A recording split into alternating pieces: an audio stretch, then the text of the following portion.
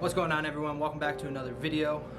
Today I'm bringing you the Noia 2 Krom edition Kendama coming from the Krom company, and this was my second Kendama I ever gotten, and as you can see it is very dented and very scarred up a lot because I've been playing this for about 5 years now. It has been a while, and it's been passed down between many friends who wanted to try it when I first originally got it back in Holy Cross in Waterbury. So what makes this Krom so special is it's definitely the most lacquered one out of them all. It has probably the most control, it has the most fluent dynamic sequenced into it when you're playing with it. It has a lot of definitely different customizable tricks that you can do with it. It has just a lot of control when you're playing with it in general. What I also wanted to say about the Kendama itself is this one was, I think, probably the first series that they ever created at Krom, so it was like a generation 1 sort of Kendama. And what makes it so special is that I was one of those people to finally get into the Kendama world and be able to play with such a cool Kendama. But let's talk about more in depth of the Kendama. Like I said before, the Dama itself is really lacquered. It has a really nice rubberish kind of feeling to it. You're able to control it very well onto it. It doesn't really fall off that much unless you're not balancing with it. And the Ken itself is just a really simple oak wood making.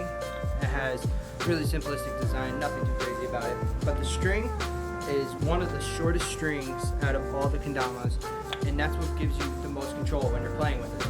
You're able to control how far you want the ball to go, or how close you want the ball to come in. And you're able to control a lot of tricks when you're trying to keep it close and pretty neat when you're doing it with the tricks. So for example, like when you're doing around the world, you're able to control a lot of it when you're just keeping it really close and tight to your body. Another thing about this Kendama too is, as you can probably see, the spike itself is non-existent. The first thing I did with this thing was I would do this one trick called a yank, and I would literally just keep trying to get this absolute destructive trick going on with the Kendama. I would always try to just yank it whenever I could. It was the first trick I wanted to learn. It was fun at the time, but now looking back on it, I wish I didn't destroy the crap out of it. And another funny thing about this too is if you actually look really closely, you can see that it is, if it would focus, it has like a lot of bite marks into it. And I actually gave this to one of my friends, and his dog found it one night, and he kept biting it because he thought it was a toy.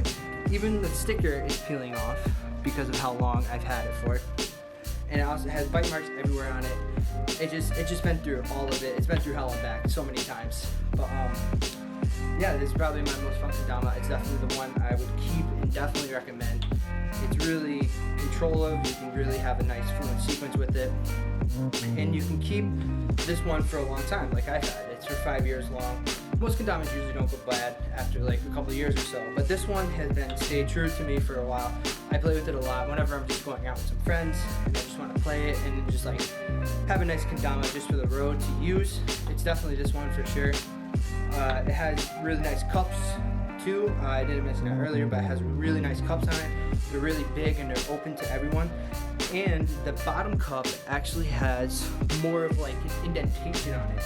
And that's for when you're trying to do this one trick called a lunar bounce. And what that does, that little indentation, is you're able to like control what you want to do with it more so than like one that is filled in, for example. And other Kendama makers do keep like a small indentation, but this one's like more across the whole surface of the bottom of the Kendama instead, so you're able to have a lot of control with it. And also when you're doing a lighthouse like this, you're able to help keep it on for a while. You can even flip it, it'll stay on for a pretty long time, and it's really controlled, like I said countless times before.